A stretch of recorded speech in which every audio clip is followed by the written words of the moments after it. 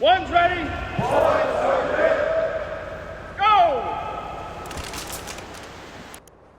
So you guys are going into special warfare assessment selection. It is an attributes-based selection model. What does that mean? Guys, are we running right now to get fitter? Or are we practicing running? Practicing. I can't freaking... So there's a holistic picture that we're looking for. The instructors are giving you input, and we're expecting an output.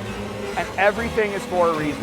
If you guys haven't heard my spiel yet, everything that we do, every single exercise, has a connection to the job that you're trying to do.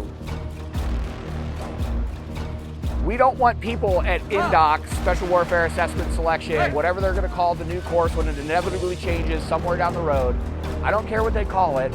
What I need is you to show me the raw materials for the things that I wanna build you into. Just like everything else, it's a crawl, walk, run. I'm running keys just like this. All the way to ATC, you never quit. All the way to ATC, you never quit. Hey everybody, welcome back to the One's Ready podcast. Before we hop into this, and really this episode is me, Trent, and Aaron kind of reading you guys the riot act and showing our disappointed senior NCO dad face to you guys, especially you dudes that failed the IFT on day one. But if you want to make sure that you're good to go for an IFT, you have two options. So if you go over to onesready.com, and I'm going to take you there right now. Let's just go over. We'll take a journey together. All right. If you head over to onesready.com and you move over to the right-hand side of the screen where it says prep, scroll down to partner discounts.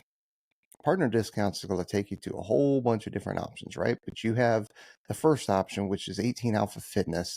You have Coach Edgerton, who is a retired 18 Alpha, which is an ODA or a Green Beret captain.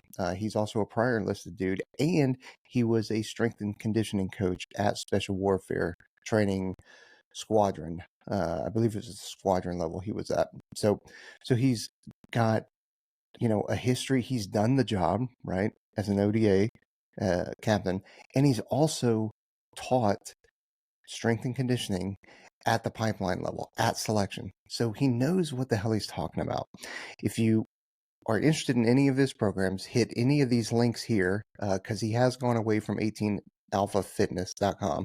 It is now a different link, which I've hyperlinked here, and the code has changed. It's One's Ready to get yourself a discount. Now, Coach Edgerton will take you from he'll calculate, if you want to call it, he'll tailor make you a program that based off of where your current fitness levels are at, where you need your fitness levels to be at, and how much time you have to get there. Coach has been around for a long time, and we're happy to still have him on. All right. The other option that you have, because everybody tends to, what they do is they hang out on a certain program. They do a program for 6 months, right? And then they're like, all right, well, let me try something new. So we brought on another partner in terms of dietitian, strength and conditioning, and that kind of stuff. And that's Modern Athlete Strength Systems. So again, you can hop on any of these links here, or you can hit the picture. So if you're interested in Warfighter, you can hit that picture. If you're in Warfighter Elite, you can hit that picture. And Warfighter Elite is just more volume and that kind of stuff. And what they do is they use the Train Heroic app, and it delivers you your workout for the day. And you can go in there and you can log it. You can put your own, you can calculate your own percentages. When they say, hey, you need to do 80 to 83% of your body weight here, that's what you do. And you can log it all there. And if you have any questions or substitutions, you can hit chat and you can talk to people, or you can talk to the coach and they'll provide substitutions. Or if you have questions on something, you can do that. They also have a dietitian that you can check out. We've had him on the podcast, I think, twice now. He is like the mad scientist of nutrition. And then they also have another program that I don't have up here, but it's called 90 Days Unchained. And what that is it is for 90 days, it is a life coach for you that is talking about everything: strength and conditioning, nutrition, dietary requirements, dietary needs. They'll go into everything, literally everything. I mean, before they even accept you into their program, You've got to do an interview, and then they decide whether or not you are the right fit for them. So I don't have a link from that. You just got to contact them, let them know we sent you. Use our code One's Ready, and it will get you a discount. So enjoy this next episode. Oop, let me stop sharing here. Enjoy this next episode. I think we probably could have gone harder to the paint, but we're pretty disappointed in some of you. So might be worth listening to. All right, we're out here. Later. Who still says hobo? What kind of boomers you hanging out with? Yeah, like you're walking around with like a bindle and a little bag on your bag, like a stick in a bag. So at the time, I was taking the trash out because I'm not above taking the trash out. So I had the trash hung over my shoulder. It's like, you look like a hobo. Well, I mean, to be fair, I'm going home. So to be fair, you might have looked. Bridge. Is that a slur that you can't say anymore? Hobo? Like, is that unhoused now? Is that what we're doing? It's 2025. We don't do that shit anymore. Urban outdoorsman? Yeah, the pendulum has definitely. But to Trent, to answer your question, or Aaron, I don't know which one of you guys asked me. What are we talking about today? I got a case of the ass because I got 230 cones that started. Right, and that's just enlisted dudes. That doesn't include the officers. So I don't know what the officer number was.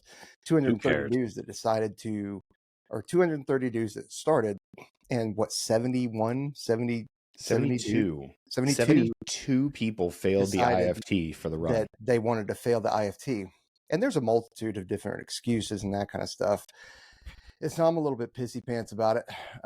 That's really what I wanted to talk about. I wanted to have a nice like come to Jesus for all those people that aren't taking this seriously, because if you failed your IFT on day one after basic training, you're not taking it seriously. And I can appreciate that yeah, I know it's coming. Trent is so excited about this. I do want to give a little more, I've been sharpening it.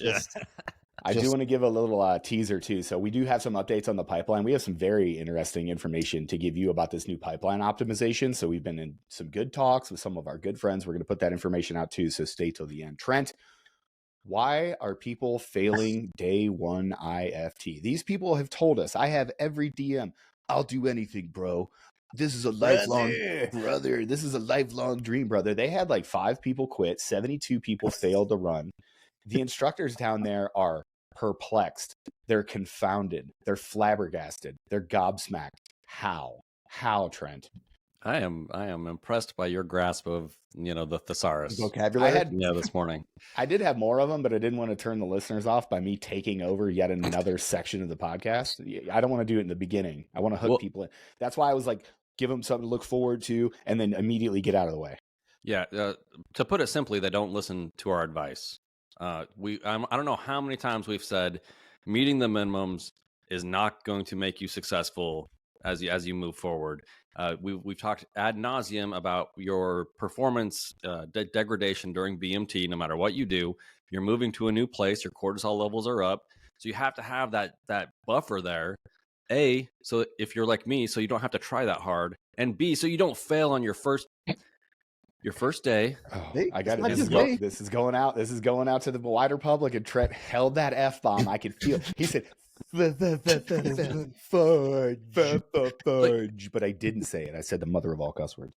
Look, I don't know how you're not so embarrassed to come in and fail a 1.5 mile run coming in the front door. It's insanity. It is. I get it that it's hot in San Antonio, but we've been telling you that it's hot in San Antonio. You're not going to balance a ball on your nose in San Diego. You're coming to San Diego where real, hard people are created.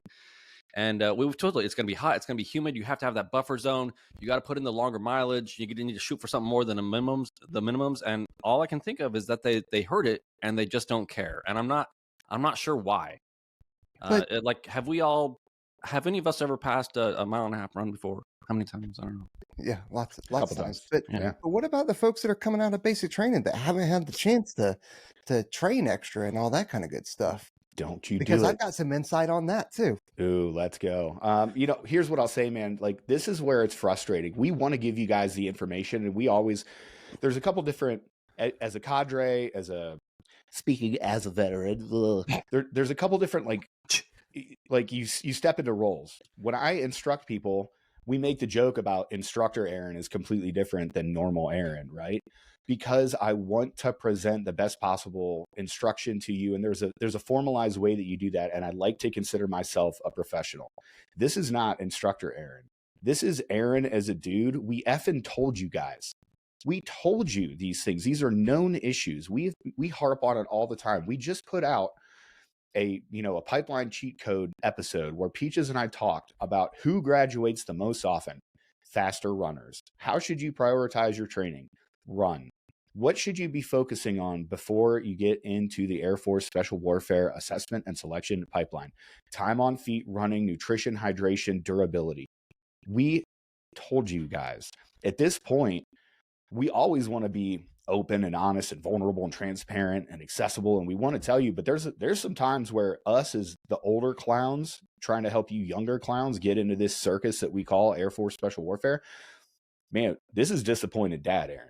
You guys knew better. I hope that you 72 folks that failed, I have all the grace in my heart for you. I understand what it feels like. Well, I don't understand what it feels like to fail an event because I've never failed an event in my life. It could never be me. Kidding. I failed an event. I had to refire my one-man comp at dive school. I was a hair's breadth away from getting kicked out of the pipeline. I've told you guys these stories a bunch of times. I hope those 72 people down there hear this from me. You have no excuse. You have no excuse. We told you for a year before you got in, if you were listening. So one person in that 72, I can guarantee it, listen to this podcast and listen to those lessons. And well, if that's a for sure. That's a for sure. I mean, I can guarantee at least one of you out of 72 just by based the on metrics. the stats, at least 70 of those people have listened to the podcast. Based on a RAND study released in 2024, 90% of you listened to it before you guys got in. And that's RAND talking, not me. You guys have no excuse. Like, take your lumps. Sometimes in life, you made a choice. Choices have consequences. And I hope right now, as you are talking about reclassing into another job, everybody else that's listening that hasn't failed or that's in development, use this as a cautionary tale. We effing told you. We're not wrong. Yeah. Yeah. And, oh, man. Okay. I'm going to deregulate a little bit. So I reached out to one of our friends. We've had him on the podcast before. He is a MTI, military training instructor. Caleb, I'll leave his last name out, right? So I reached out to him because we had gotten a DM from one of the moms, right? And I'm not going to put her name out there. And I appreciate you reaching out to us. I'm like, this is All just as much. I love getting DMs from parents, by the way. This is just as much for cones and future cones as it is for parents. Love that you reached out to us. But she had said that her son would be mortified if he knew that she reached out to us. But hey, Mom, you're so embarrassing. Don't talk to the Ones Ready guys. Don't tell him I failed. That's what this is don't tell him I failed. That's why he'd be mortified.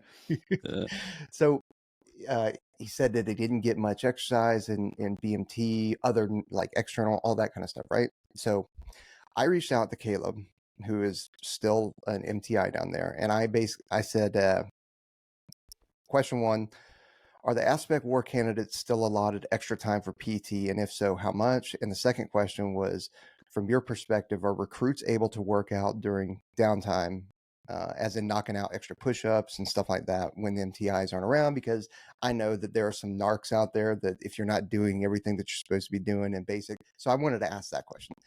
He said he'd let me know about the aspect war flights and that kind of stuff in terms of extra PT. But what I found out is, not only do they have time, this is for the second question, do the regular basic training folks have time for it? He goes, for the second question, not only do they have time for it, there are pull-up bars in the day room of each dorm. We also have mandatory 1x3s, which are watered down versions of greasing the groove. And I'll explain that here in a minute, if you're familiar. From my dorms, I encourage them to get in their reps, bring in a pull-up bar or pull-up bands, mainly for the ladies. I've had flights knock out nickels and dimes in the day room during every evening. So for people that are failing pull-ups, you have pull-up bars available to you. You don't need a piece of equipment for push-ups, sit-ups, air squats, flutter kicks, or anything like that. The only excuse you might have, maybe, is the run. But if you enter basic, I'm just saying you might have, right? But if you enter basic and you're already running what Aaron and I talked about last week, being a 6:15, a 6:30 mile, there is no way that you're going to lose that in 8 weeks of basic training. By the way, you're still running like 12 miles a week. Yeah. You're still getting run time. If anything, like granted, 8 weeks is a little bit long for a taper, right? Like when you're training to a high peak and you're getting ready for an event, typically there's a taper where you take down volume in a little bit. And now, granted, 8 weeks is a little long. Usually you taper over like 2 weeks to where you're letting your body rest and recover, you're focused on durability, and you're making sure that you're ready to go, right? 8 weeks is a little bit long for a taper. 8 weeks is not long enough to lose gains. Right. It's just not. Like 8 weeks of completely sedentary behavior, sure. 8 weeks of being in the heat with the ability to do calisthenics. How smoked can you get from burpees? Oh my God. Cardiovascularly. Okay, you're telling me you can't do burpees? Yeah. Do 100 burpees and try to do them in 5 minutes. Fast as you can. Tell me how smoked you are cardiovascularly. You're telling me you can't keep those cardiovascular adaptations over 8 weeks with the ability to do so? The thing that makes me mad is when people hit us up and they're like, well, there's no time to train in basic training. No, there's plenty of time to train. Oh, hold on, Trent. I see Tell your us hand. about Pacer Forge, brother. Pacer Forge, brother. I love Pacer Forge too, by the way. They should have called it Pacer Midnight. The thing that I wanna give you a little bit of perspective here. There's not time to train like you're used to or that you think is the gold standard. They're not going to give you 3 hours of alone time to go to the gym and do your training. They're not going to give you 2 hours of pool time so you and your friends can go bullshit and do underwaters at the Skylark or wherever whatever pool they're going to let you go to. Okay. You're not going to train in that way. That doesn't mean that you don't have the ability to train. You just have to take the onus on yourself. You have to do it yourself. Trent, you said that there's probably not plenty of time. I'm open to hear your talk. So one of the main complaints coming from the trainees and airmen coming out of basic training that is leading to the changes that are coming down for BMT, amongst other things, is that they have too much time just sitting around not really doing anything. You don't say. Oh, it makes me so bad. I mean, I have a job, a day job. I'm just saying, maybe I've heard this from a whole bunch of people from their mouth, like to me. This is a recurring theme that, especially at a certain point, like maybe the first 2 weeks are a little bit stressful, but then it just like it falls off, and you have so much extra time. You have all the pull-up bars out there. You have the 1x3s. You're on your feet constantly. So and so that there's no good excuse to not pass your run if you're coming in the way that you should. I know I got a DM the other day from a guy. And it is confusing sometimes because you're like, we've talked about this stuff over and over and over again. He's like, I've hit a plateau on my 1.5 miles. What do I do? I was just like, what's your LSD look like? Because that's usually what it is. And he's like, well, I run like 3 miles a couple times a week. And I'm like, that needs to be like 7. Right. You should be putting in a 7 miler there, bro. Yeah. Couple. you need a couple of 6 milers in there, to get up and intervals. And if I'm clocking this correctly, you're not even running 20 miles a week, and you're telling me how you can't improve your run time. You know why? Because none of the data supports anybody doing that. Yeah. Look at any. Again, you're not going to be an Olympic runner. You're not going to be an ultra marathoner. You're not going to be Taylor Starch. Not yet. Compare your training program to them, though. Shouldn't you be emulating, like at your skill level? Shouldn't you be trying to doing the same amount of respective volume, right? Like if we were able to look at Taylor Starch, he runs 100 milers. If you look at his per capita running, I guarantee he does way more cardio per capita than you do, which is why he's successful at that. So wouldn't it make sense for you to go, well, I'm not running 100 miler. I really have to run 1.5 miles, but we said the goal was to run a fast 3 mile at around 6:15, 6:30. So if you just take those numbers and you just do a little division on your phone that you have in front of you 24 hours a day, which is half the problem. If you look at that phone and you go, oh, wait, so in order to have the same gains and the same output as Taylor Starch, I need to make my numbers match his numbers, albeit less. That's what you guys are missing. You guys are just you're not listening, and this And is even us with the being mad and at even you. with the cows thing, if you have a floor, like what do you think is going to happen if you drop down and knock out a set of push-ups when you're just standing around waiting for your TI? Maybe you'll get yelled at. You're not getting washed back for doing extra push-ups and sit-ups. You know, like maybe they'll yell at you and be like, "We're not doing that right now." Like, so what? Do you have a bathroom break? Can you do a single max effort set of push-ups on the way out of the bathroom? I bet you could. Could you do a single like what if you just picked 5 times? Hey, when we get back from chow, we get upstairs, everybody starts getting ready for the day. We're not on a short timeline. It's after those first 2 weeks, so it's a little bit more time. What if I just thought to myself, I'm going to do one max effort push-up when I get back from chow in the morning and at lunch and at dinner. And then before I go to bed, and there's one more time in there that I can probably sneak in just as many push-ups, as many perfect push-ups as I could do.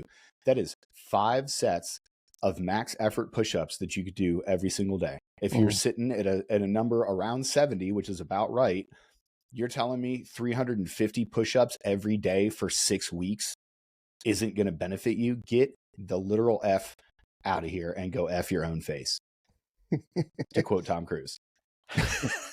Lex His finest performance, by His the way. finest performance, yeah. Mission Impossible, mid. Everything, Eyes Wide Shut, mid. Top Gun, mid. Tropic Thunder, elite. Yep. S tier. Yeah, so and I'm sure that these 72 dudes have got all the excuses, right? All of them. I mean, some of them, some of them might be valid. I got sick. Yeah. I had performance test anxiety. I had, whatever. The vast majority, you have nobody to blame but yourself. Yep. Nobody. Your excuses don't matter. Like, tell your excuse while you're signing up to go be a security forces airman. Which, by the way, as you're leaving the special warfare training compound, whatever, don't act like you're the victim here. Like, if there's anything that you should do on your way out, don't wear your stenciled shirt for the rest of your career. Don't act like you're the victim. If you really do want to come back, if you're like, oh, with my shielder on it type guy that we receive an insane amount of those DMs. Insane. Go out there and be good at something in the Air Force. So you made this decision to be a failure, which is whatever. Hopefully you can learn from it.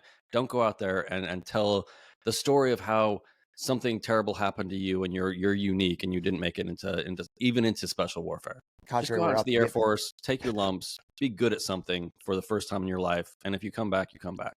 Right. I don't know, man. Like the cadre, they do take a lot of things personal, right? And they have vendettas against certain individual people. And they will. I tell you what, that they've never met before. You're getting past me.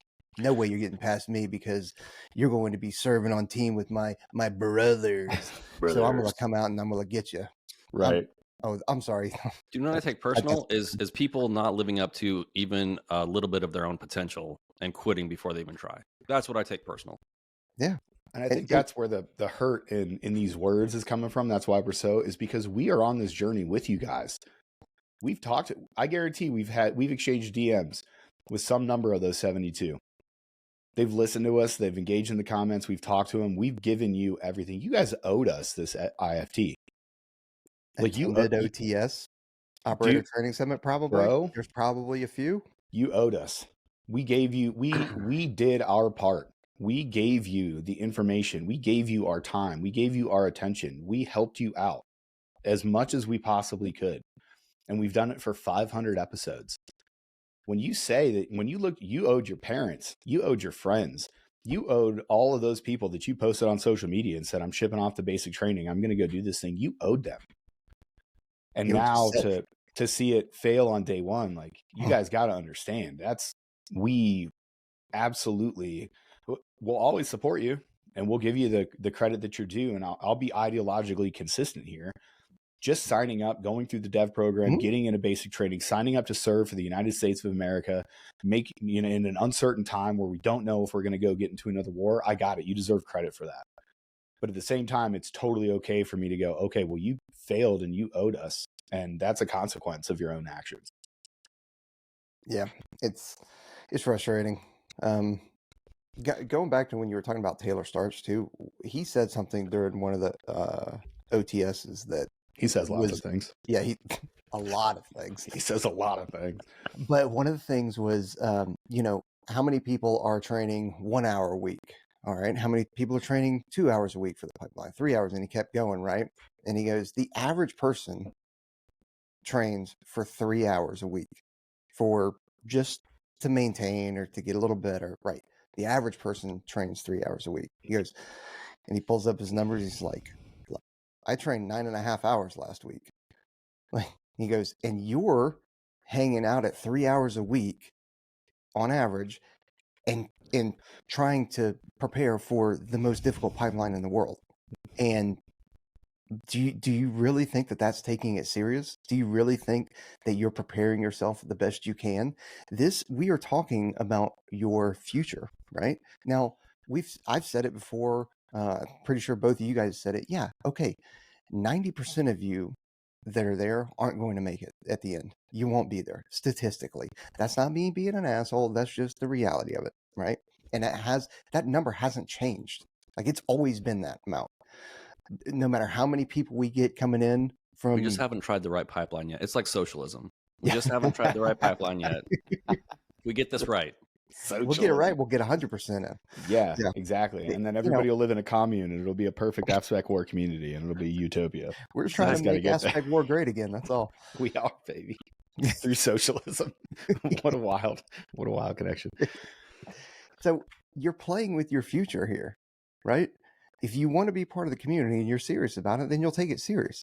If you're good not being it, and that's fine too, then sure, be lackadaisical about it and choose to fail or just quit or whatever. It's just, man, you've spent so much time talking all this smack about what you're going to do just to whap, whap, whap. Whap, whap, sad drama. Look, Well, so- it's like a critique at both the old folks, like the PJs that are like, oh, they're changing the pipeline again, and I got through it, and Indoc was better. It's a critique against them, and it's a critique against everybody on the other end of the scale, like people that haven't even gotten in and they're worried about pipeline changes, which we're going to talk about. Listen, the right person, the person that gives a shit is going to pass. It doesn't matter what the pipeline looks like. It doesn't matter what selection looks like. It doesn't matter if there's water or not. It doesn't matter if there's a Zulu course or not. None of this stuff matters. The right people will get through selection. And if you don't want to be that right person, if you're not relentlessly obsessed with getting in, I'm an old retired dude that literally trains so that I look good when I take my shirt off. I train more than 10 hours a week. I guarantee it. And you know what I got to do? And again, this is me aggrandizing myself. Got it. Clip it. Don't care. I wake up at 3:40 every single morning to get to the gym on time to get my 2 hours of training in. And then I hit jujitsu if I'm doing it right 3 or 4 times a week at night. That's earlier than Jocko.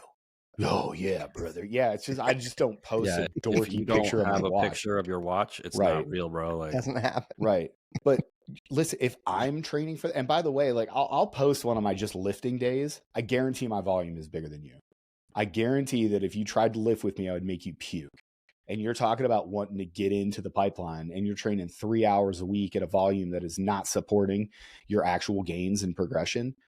I don't know what to tell you, man. Like I can't get you inside of my head so that you can intimately understand the work ethic that you need to do this. The numbers are the numbers. 91% attrition rate. 9 out of 10 people fail at these things.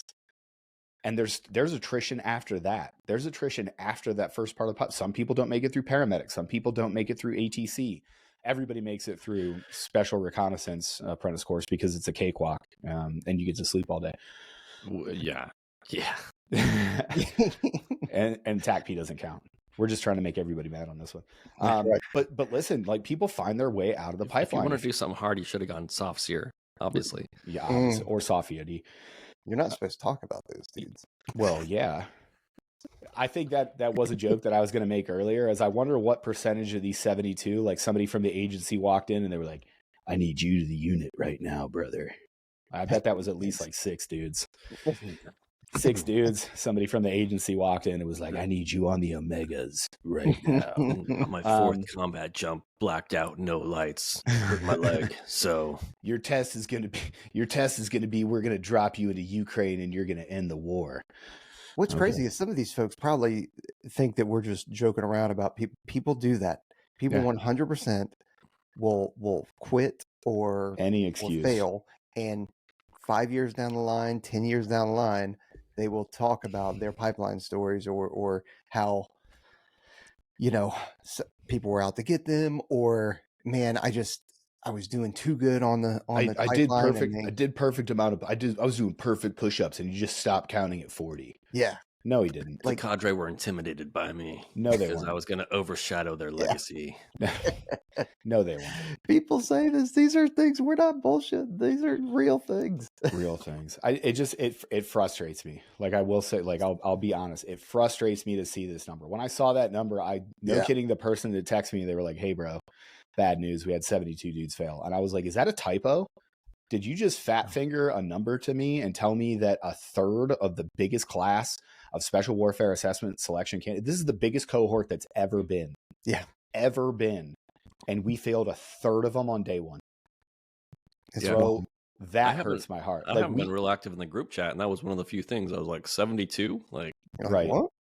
You're never very active in the group chat. It's Peaches and I talking into the void about 80% of the time. There's a certain time of night when you guys are like, let's start chatting about things. I'm like, I'm going to bed. Right. Sorry, guys. Like, it's 2-hour difference. I was texting. We were doing a completely stupid backside piece of admin sort of thing, and we were talking about like meeting minutes, and it was hilarious because Peaches was like, "Oh yeah, I'll get them to you," and I just put a single quote into it.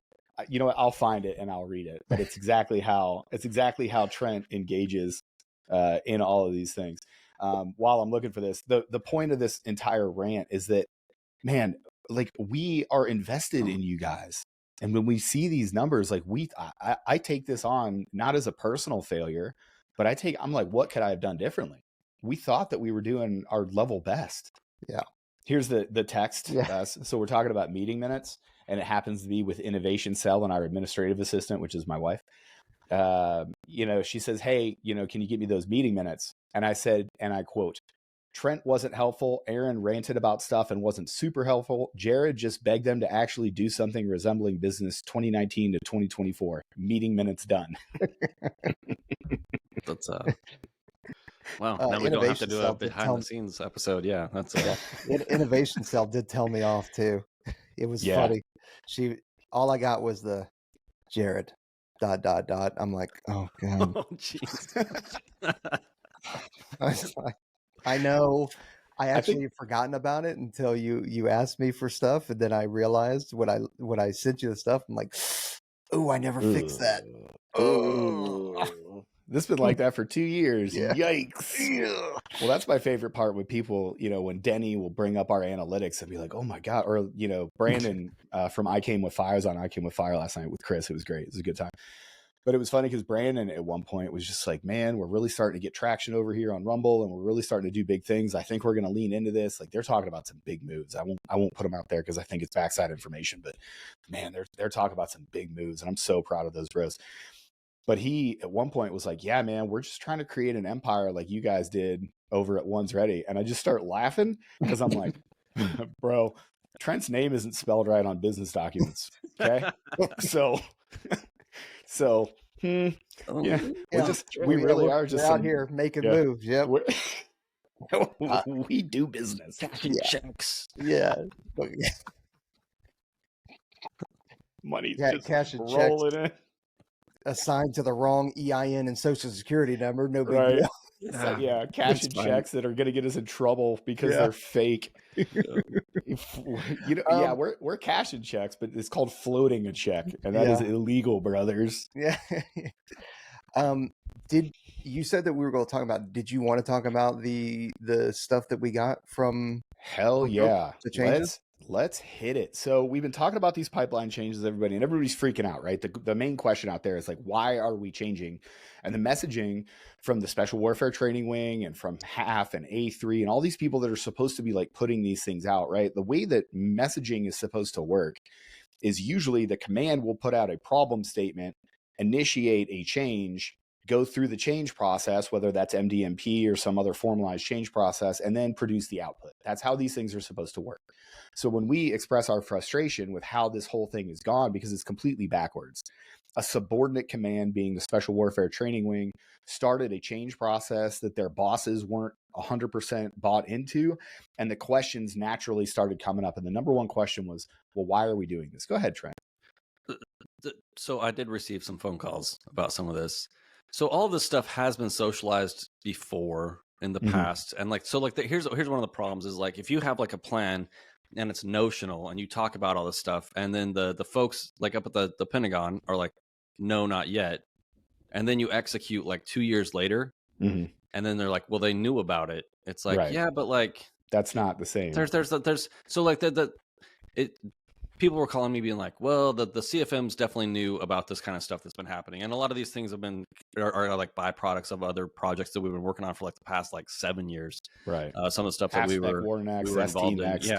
Yeah. So it's really messy. So it's like one of the things that we fail at as a community, I think, especially on the AETC side, like Pentagon all the way down to the wing and the squadron and the group, is really clear communication to the people that need to hear the communication. So just want to throw that out there. So it's all really been around, but that really is a byproduct too of like, it's just who we are as people. Like, and I do want to extend some grace here.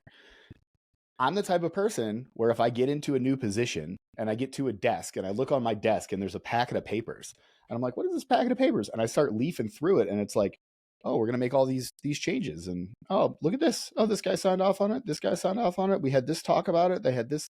Yeah, time to make this happen. And then you take that, you just start seeing work and doing work. You just you're like, no, this is a thing. I'm going to go ahead and do this thing. Well, that's good because you're an operator, seeing work, doing work, just trying to get things done.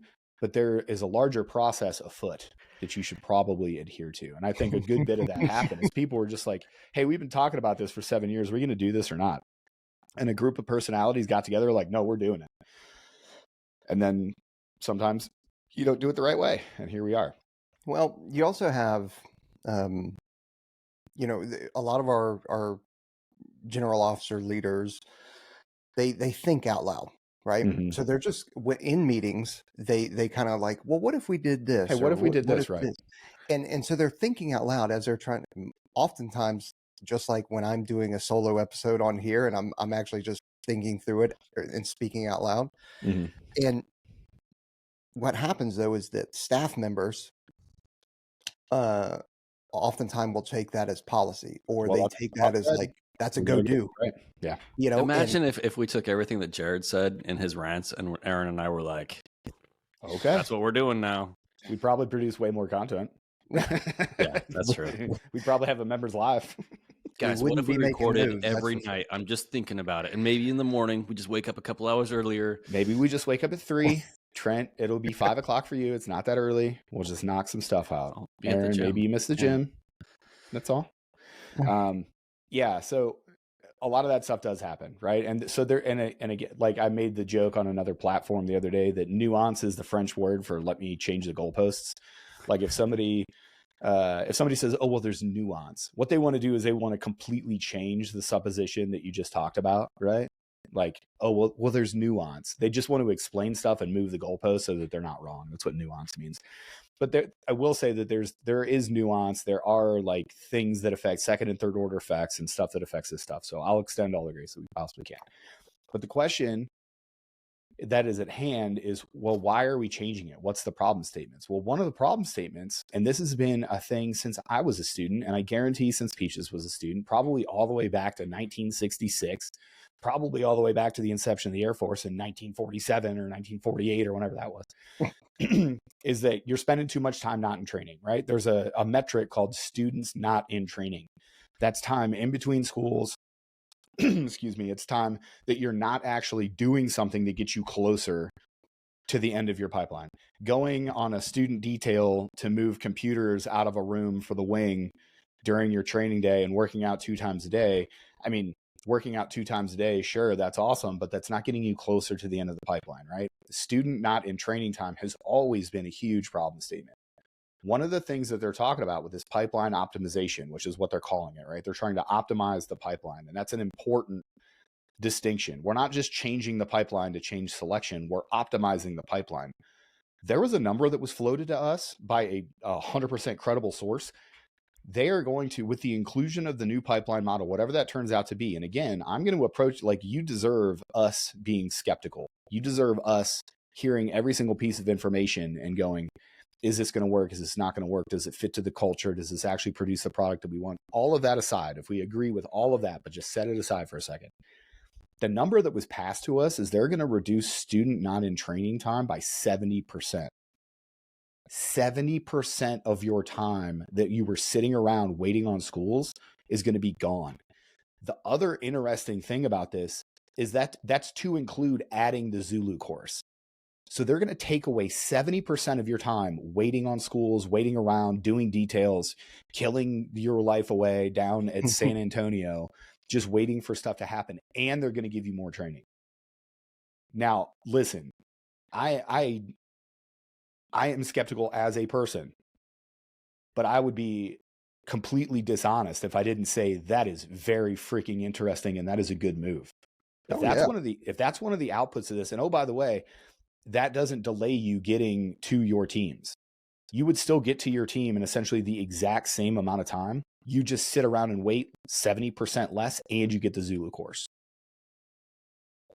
300 plus days in student not in training, with the exception of injuries. Almost a year. That's just not great for a whole bunch of reasons, right? Right. Not just great because the member isn't getting training, the Air Force isn't getting what they you're not signed deployable contract. You're not doing anything. You're essentially manpower. That person's contract is still running. That clock is still running. Right. So then they're going to have to re-enlist. They're also having phone calls with their parents and their family and their friends and going, what the hell What are we doing today? here? Like, here I am still, another 4 weeks until I get to go to this dive school. Exactly. And again, like, some of these problems are baked in, right? Like the free fall, we don't own the free fall school. We don't own jump school. We can't get you to those schools whenever it is that we want because we don't own them. We have to play nice with the Army and we have a certain amount of slots. If they reduce student not in training time by 70% and they get the Zulu course and they're still to the teams at the same time, bro, you got me at least in that regard. Mm-hmm. Like I am an advocate. Like, I'm listening. You know what I mean? Like, let's go with the assumption that we don't know everything about the pipeline optimization and a lot of these rumors and, how is it going to be? Are they going to take away water? All that other stuff. Let's say that they come up with a pipeline optimization that gets the product that we need in the same time with 70% less time sitting around and waiting for students. Get out of here. I don't care. I don't care how poo-poo you are. I don't care how old I don't care if you liked Indoc better. You have to give them their flowers on that one. Because if that happens, bro, that is a huge win to one of the biggest problems we got. Yep. Come on, Trent. You had something. I saw you like.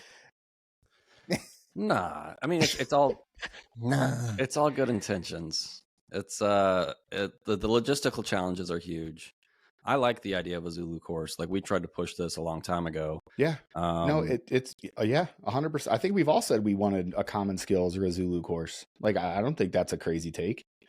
I just think that the general officers and the 06s need to put a long-term plan into place and do some milk-on and some palming for money to not only create the paperwork. The Air Force has never had a hard time making paper. We're real good at making paper. Right. Where we struggle traditionally is creating a culture and also creating the facilities that will enhance and provide the space that we need for said training, and then sequencing things the correct way and understanding adult learning. Yeah. So execution is easy. Like, when you get on like being an operator, when you get on target, man, the planning's already done. You just got to go to work. Execution is easy. Logistics are where professionals show themselves. Yeah. And that's typically where we fail in these sort of big moves, is that we just look at it. It's like we're walking down a hallway backwards. If you're walking down a hallway backwards, you can encounter problems as you hit them, but you never turn around and start avoiding those problems that are coming in the future. If this optimization plan includes those things like logistics for a long-term fix, if these changes hold and you only develop culture and legacy over a time period. Too often people focus on the 5-meter target. They're like, well, how can we get students out of the pipeline faster? How can we get them to the teams faster? How do we keep their capabilities? They focus on that, and they don't focus on exactly what Trent just brought up, which is, how is this going to fix problems 5 years in the future, 10 years in the future. And you have to include some of those other things. I know I poo-poo it all the time, but having the larger culture on board, having those retired dudes, having those guys that are in right now, having them be able to look at the process that you made. You don't need consent because you're never going to get it. If you get 10 operators in a room and you ask one question, you're going to get 40 opinions and 2 fistfights. Like, it's just the way that we work. You don't need consent, but if you can get everybody's at least compliance, if you can get everybody to at least look at the problem and go, well, there's some parts of it I don't like. And when I went through, water was wetter and rocks were heavier and you guys are softer. Fine. But this actually does fix problems in the future. And there are people that are proud to look at these folks. They just had a PJU class graduate last night. I had friends at the graduation. It was awesome. I hope those guys go out and they absolutely, I think this is 2502. Guys, go out and crush it. Go out and be the best freaking operator that you can be. Mm-hmm. Go kill it. I am so proud of you guys for getting through the pipeline. If everybody or 90% of the folks can look at those products in 2 years, 3 years, 5 years and go, I'm so proud of you. You guys are going to crush it. You did something hard. I did something hard. We have that in common. That's a win. Yeah. If you can get there, but you need it. And the way that you do that is by setting it up and messaging it in a way that people can get on board with and have buy-in. And to both of y'all's points, there's that one saying that, and I'm gonna mess it up here. It's a society grows great when men plant trees of which they will never see the shade. Mm-hmm. Like, that's what you're doing when you start talking about programming money, doing milcons or military construction. For people who don't know what milcon is, because those things aren't like, I want to build a house over there. I'm going to get that property. And 6 months later, you have something.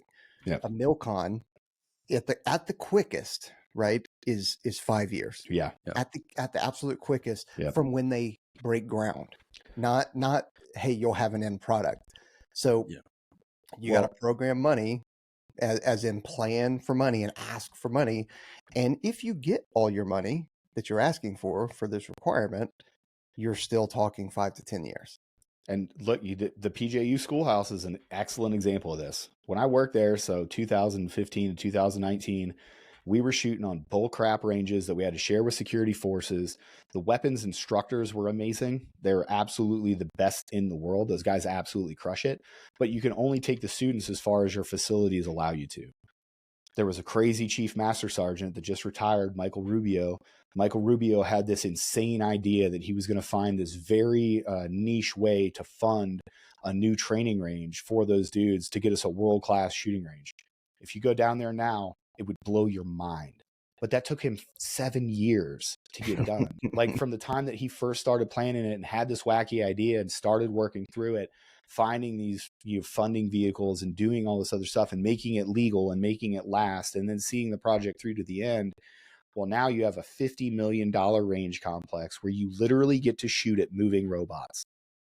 That is not a joke. They have little robots that run around the range that have reactive targets, and you can shoot a moving target, and you can shoot reactive targets, and everything is controlled via iPad, and it is freaking awesome.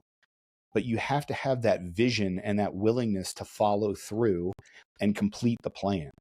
And that's in North Carolina, we just release puppies. It's not as cool as easy, Christy Gnome. Take it easy. Hey, there it is. You brought it back. Oh man. Yeah, Trent, again, super not helpful. Sorry. It's okay. I'm not sorry. I don't know. But that's what we want to see, right? When I use that project as kind of the example, that was one dude that found a way to make it happen, but every single part along the way, he was involved in logistics and that legacy. Legacy is planting seeds in a garden that you'll never eat from. Making sure that the people after you, I look at the students that train now and they talk about their shooting, and now it's like they get to PJU and they're just like, oh yeah, this is of course it's a world-class training range. That's what I'm supposed to be shooting at. And I'm like, bro, we were about one step away in New Mexico from just going and finding a spot in the desert. Because the security forces guys would be like, oh, you can't shoot here. We just scheduled this 50 cal class that we want to have here. You guys are going to have to miss a day of training, and we have primacy because we live on the base, so you guys can kick rocks. Like, that's how it was. Like, guys were literally jumping through their ass to find a shooting range the day before a training event that we had planned for 6 months, 8 months. And now you have your very own world-class shooting at robots, reactive training range where you can do shoot and move. You can walk through as a small team and shoot live fire. It's crazy. It's awesome. But that's a level of planning that we want to see out of this pipeline change. For that range, do they allow security forces to use it? Yeah. That was one of the big selling things for the base. They were like, hey, this base is, or the shooting range is going to be down for a little bit because we're making these things. But when we get done, here's the product. And of course, security forces like, you guys are paying for this? Tight. Yeah, no, that's great. Go ahead. Yeah. You guys need to be able to schedule first? Yeah, totally. No, schedule, yeah, whenever you want. Yeah, that's funny. Because I had a commander at the 23rd that, you know, they had a really nice human performance facility and that kind of stuff. Everybody come into the gym and they see it and they're like, oh man. And these are people on base, you know, whether they're other squadron commanders or whatever. And they'd go, hey, you think it'd be okay if we come in here and work out? Nope. And the commander would go, absolutely. I'll tell you what, there's actually a process for it. You can cross train, go through the pipeline, and then you can come work out here. And I was like, oh. Hilarious. That old conversation is just, I mean, it was everywhere. Like, yeah, we have the best of the best facilities and people are like, oh, can I just come like work out here in this gym? Like I work right across the street. Yeah, no problem, man. We run selection 5 times a year. Yeah. Go for it. Yeah. Cross train. Yeah. So we need to do the basing action to get everybody to Kirtland. So here's one of my things about us being spread out all over as well is I don't think I'm a big believer in maximizing your talent that you have and all the other stuff that we're supposed to do is, you know, senior NCOs and officers. And when you have all your combat control folks and SR folks out in North Carolina, you got all your PJs down in Kirtland and your TAC-Ps or somewhere else, who knows, at strip clubs. But you're not all training together.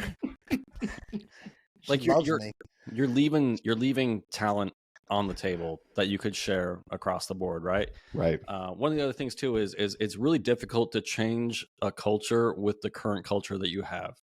You're going to have to bring in some outside influences. You're going to have to bring in some people that are change agents to make a lot of this stuff happen. Disruptors. Yeah, and waiting for consensus is never going to work. But like culture change takes a long time, and it takes a ton of effort.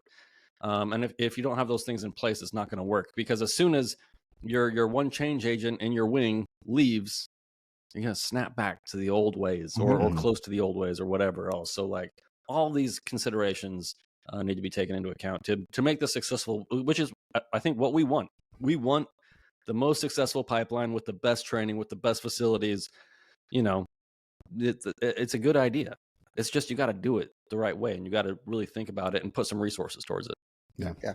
And we're impatient. We are because it's an execution kind of culture, right? In terms of like, we're just going to knock this out. Hey, here's a problem. I'm solving it right now. You know, which is fine for smaller things or things that need to be fixed on the spot.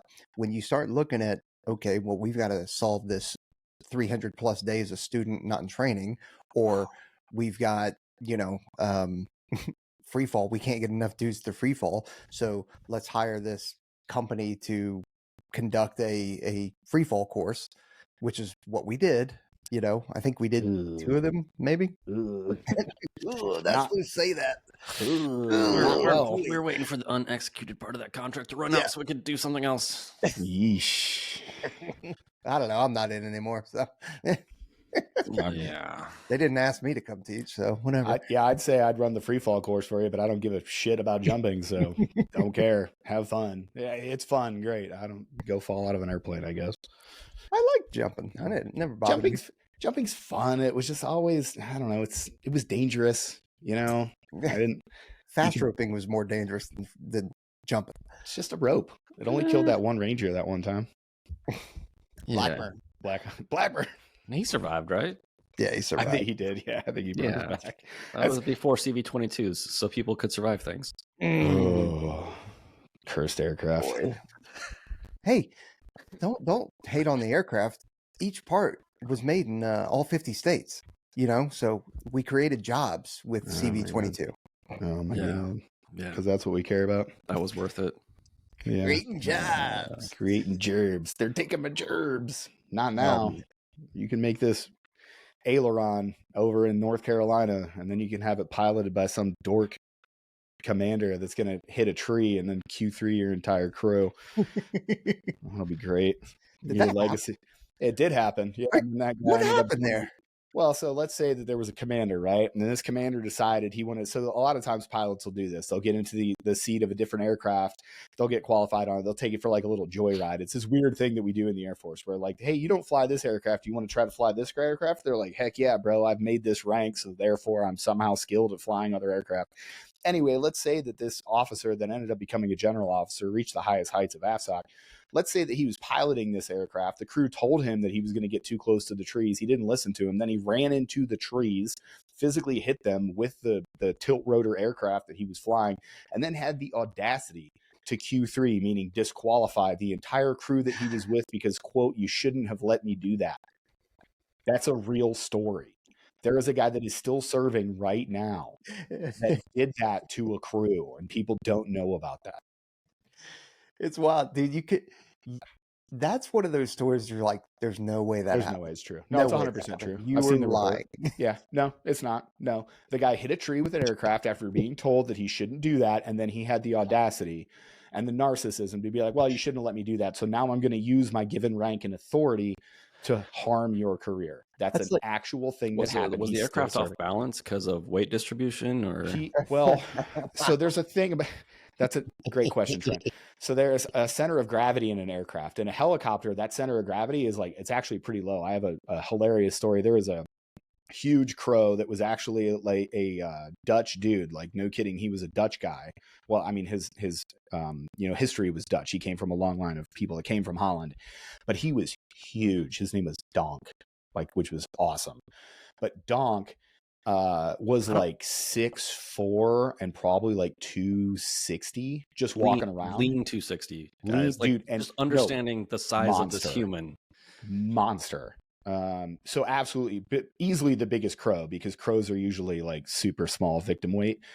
He was the biggest crow. He and I was deployed. I had a rule in Iraq, no cardio. I'm just getting as big as I can. So I think I got up to like 215. So in my kit, because I was heavy, I was probably like 260, 275. And in his kit, he was like 315. Fun fact, the center of gravity on an HH-60 is right around 600 pounds. So what happened is they flew the helicopter in. They were doing a one-wheel landing on top of a Connex that we were doing training off of. We climb up on top of the convict. We call the helicopter in. The helicopter does a one-wheel hover. We hop in the aircraft. Well, when you hop in an aircraft, you're supposed to go all the way to the door. So it was just the two of us, but we're loaded up with kit. We both have rucks. So we're probably clocking in around 700-800 pounds worth of weight. So he and I get, the wheel hits on the Connex box, and we go, okay, tight, time to get in. So we go in and we go all the way to the door. The aircraft does this little waggle and it takes off. Well, we land, and one of the best pilots that we've ever had, Jay Humphrey. What's up, Hump?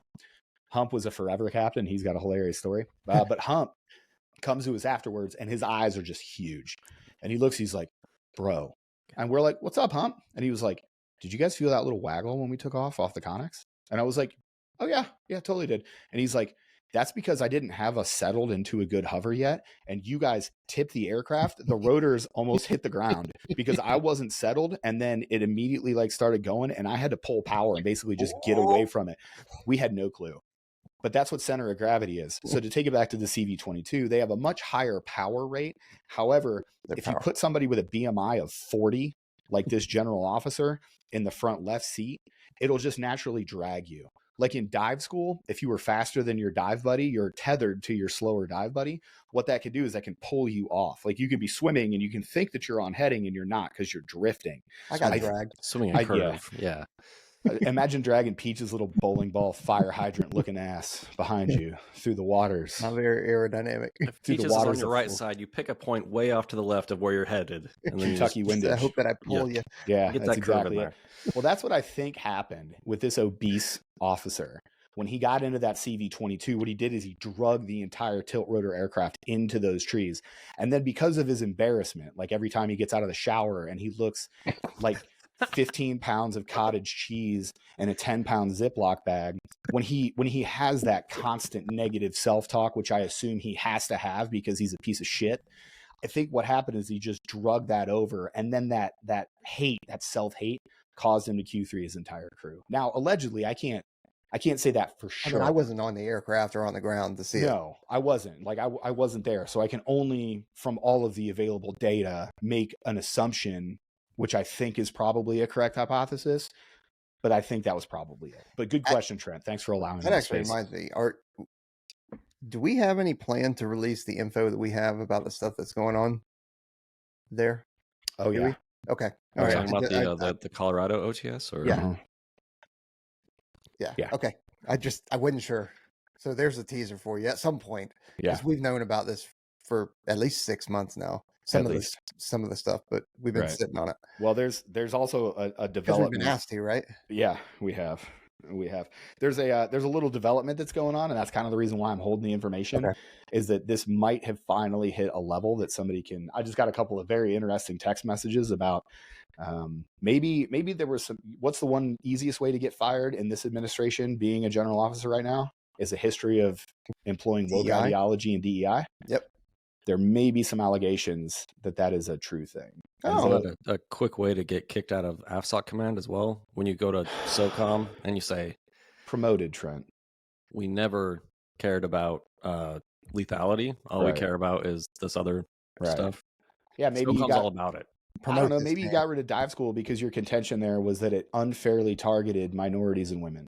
Maybe I can't say that's such true. a racist take to say that it targets people. It's the bigotry of low expectations. I'm trying not to be racist, right? But in turn, you're actually becoming more racist. It's the soft bigotry of low expectations. We have to protect these people because I am stronger and they are weaker, and therefore I must protect them because they don't have their own agency. That's what that take is. But anyway, so there's some developments there, and maybe something will come of it, maybe it won't, but I'm not going to stop. You have officially pissed me off, and I think about you more than I want to, and I'm going to keep talking about you. And you can't touch me. There's nothing you can do. So well, have fun with that. Apparently, even when you're active duty, you still can't touch me. No, you can't. Yeah. Good try, dork. Well, to say objectively true things about somebody's BMI apparently is still covered, even when you're active duty. Yeah. Because contrary to popular belief, you don't give up your rights as a citizen when you enlist in the military. That's the wild thing, is that people are just like, hey, you sign on a dotted line, you give up your freedom of speech. You do. No, you don't. You actually don't. You actually don't. Are there regulations that, hey, in uniform, it's just like if you were wearing a Starbucks uniform. Yeah. Headquarters Starbucks are probably like, hey, dude, you don't go to this. Why you at a Donald Trump rally? Yeah. You don't do that in a Starbucks uniform. You're fired. Same kind of thing, right? You don't wear your uniform when you're Starbucks employees for Donald Trump. Yeah, you're fired. Yeah, you're done. You're done. Yeah.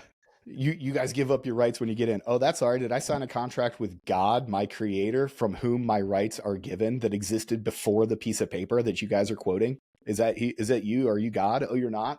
Tight. Maybe you do me a favor, to quote Dave Chappelle, and shut the fuck up. Wow. Yeah, we tried not to cuss in the beginning, but here we are. You just got to let it. We're so far. That's such an Air Forceism, though. Like, how many times did you hear things that people would say it as fact, and it proved to be definitely not a fact? No. I mean, it happens all the time. There's piles of civilians and NCOs, and everybody just keeps repeating the same stuff like it's real. And you actually go look up the regs or the doctrine or any of this other stuff. You're like, that's not how it is at all, guys. It happens everywhere. Like finance. Like, hey, you don't qualify for this pay. No, the only reason I'm here is because I read the regulation and said I qualify for the pay and I have the correct form. Here you go. Well, we don't do that. Okay, well, now we're moving the goalposts. Because at first you said you don't qualify for it. Then I showed you that I did. And now you're telling me that you don't do it. No, you've just never done it before. So give me my money. Money, please. You're gonna do it. Go ahead and just send this back up to DFAS for me, buddy. Yeah. I know you guys don't train on Tuesdays, Thursdays, and Fridays, or you guys don't work from noon to close on Tuesdays, Thursdays, and Fridays so you can fail your 2-mile run. But listen, process the paperwork, dork. Oh, speaking of which, your episode on the 2-mile run got a lot of comments on it. Numbers. Oh, good. People are happy. People are, I'm assuming, are very happy about the 2-mile run. This is my favorite part about Trent. Didn't look at the comments once. has no clue what the general vibe of that comment section is. He literally just said, "Oh, people are happy. I hope they enjoyed it." He I does didn't not realize know. it was released until one of our combat control bros like hit me up with a comment about something, and I was like, "What?" What are you Question talking mark. about? And he's like, What are "Oh, you I'm talking about?" watching your 2 mile thing, and you said something about the." I was like, "Oh," he's like, "You don't remember, do you?" I'm like, "Dude, it's like trying to remember every conversation you've ever had. You know, Right. like Yeah. I have no idea what I said on that video." You guys don't understand. We record more than you do cardio. Okay?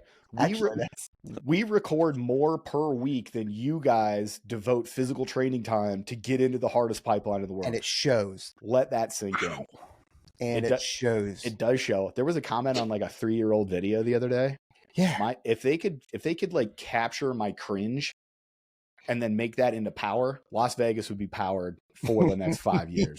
I was watching like as I was like, even just like, it was so petty too. And this is me being petty against me. I looked and I was just looking at me. I was like, when did I have that terrible fucking haircut? Why Aaron, can you ask a question? Can you figure out what you're trying to say here? What are you doing? Like, I was so mad. I was so mad. Can't go back. Never try to go back. No. Ugh. Yeah. We bemoan people for not watching our older episodes. I actually support that. We'll just redo them.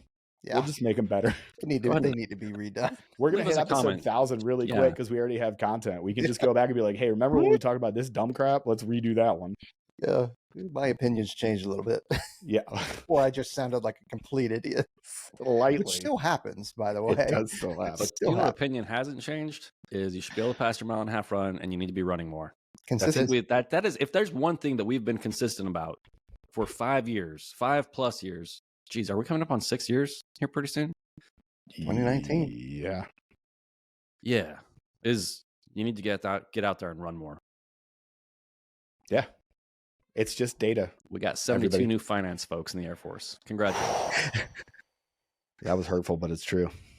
Man, I'm letting that hang. I appreciate everybody joining us because that was chef's kiss.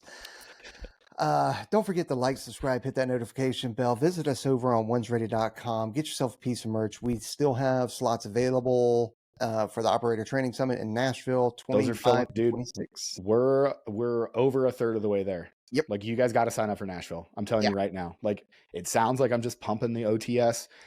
I'm telling you 100%. If you do not sign up for this, you're not getting in. We always get people on the backside that go, hey, are there any more slots? And we're like, dude, we're closed up. We don't. Yeah. Aaron won't be there. Biggest selling point. Right. You don't have to deal with me.